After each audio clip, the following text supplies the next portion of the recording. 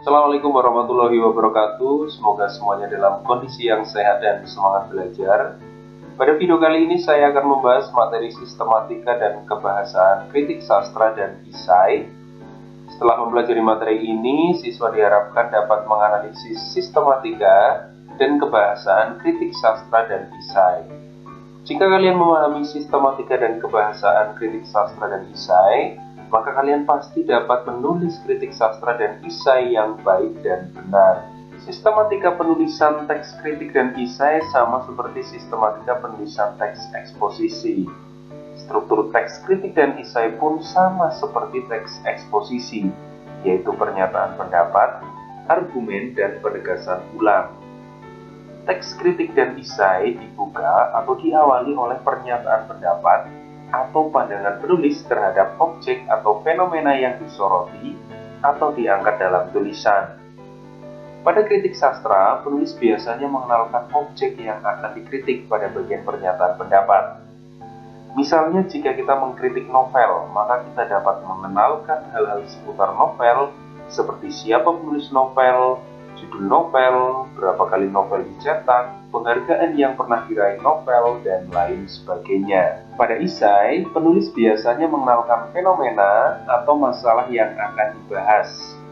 Misalnya, jika kita mengangkat masalah resesi ekonomi, maka kita bisa mengenalkan apa itu resesi ekonomi, kondisi terkini yang terkait dengan resesi ekonomi, dan lain sebagainya. Setelah memberikan pernyataan pendapat, lalu penulis menyampaikan argumen sebagai inti pembahasan. Pada kritik sastra, penulis memberikan penilaian atau kritik terhadap objek yang telah dipilih. Penulis dapat menguraikan kelemahan dan keunggulan objek yang dikritik dari berbagai aspek dan sudut pandang. Pada esai, penulis memberikan pendapat disertai argumen terkait dengan fenomena atau masalah yang dibahas. Terakhir, teks kritik dan esai ditutup dengan penegasan ulang. Penegasan ulang berupa simpulan dari pembahasan yang telah dilakukan sebelumnya atau menegaskan kembali hal-hal penting yang telah diungkapkan sebelumnya. Pada kritik sastra dan esai, penulis dapat memberikan simpulan atau penegasan ulang. Berikutnya, kebahasaan kritik sastra dan esai. Pertama, biasanya kritik sastra dan esai menggunakan pernyataan-pernyataan persuasif. Pernyataan persuasif berfungsi untuk membujuk secara halus, menganjurkan, menghimbau, atau mengajak. Pernyataan persuasif biasanya menggunakan kata atau frasa. Akan lebih baik jika, sebaiknya, seharusnya, semestinya, alangkah lebih baik jika, dan lain-lain.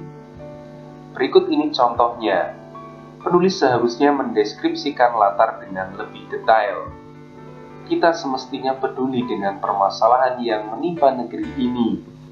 Berikutnya, kritik sastra dan esai biasanya menggunakan pernyataan yang menyatakan fakta untuk mendukung atau membuktikan kebenaran argumentasi penulis.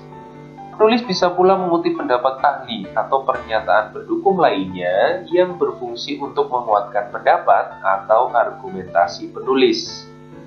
Berikut ini contohnya. Masyarakat Indonesia tidak perlu cemas dengan efikasi vaksin CoronaVac.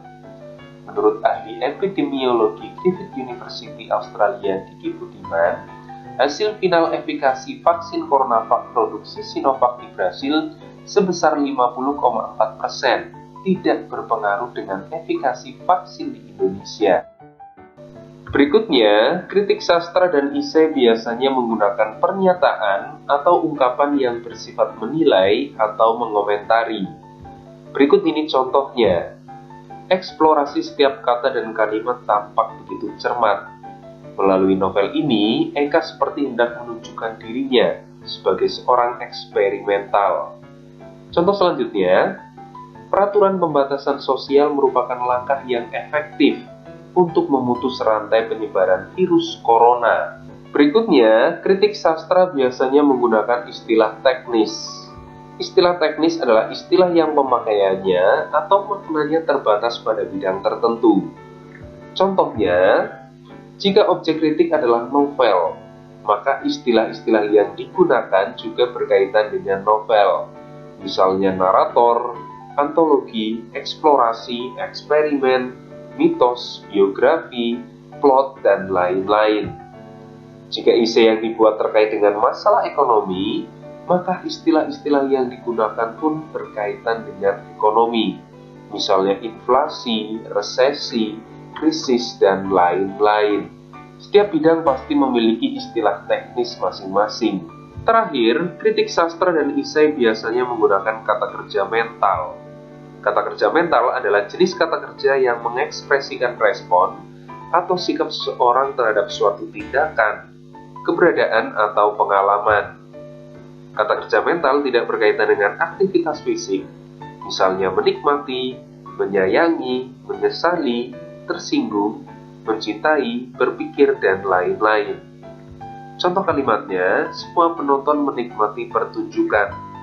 Kita harus berpikir kritis.